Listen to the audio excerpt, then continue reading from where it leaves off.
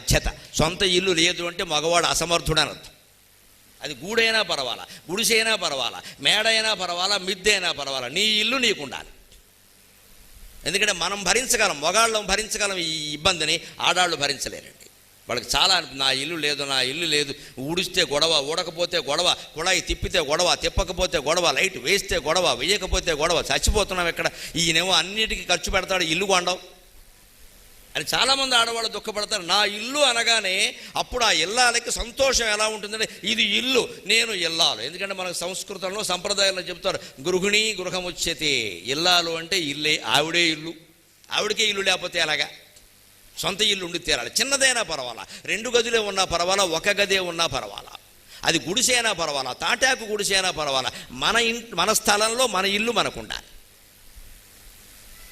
అద్దె ఇంట్లో ఉన్నామనుకోండి, పేదరికం ముట్టేసింది అనుకోండి, తినడానికి లేకపోతే బయటికి వెళ్ళిపోం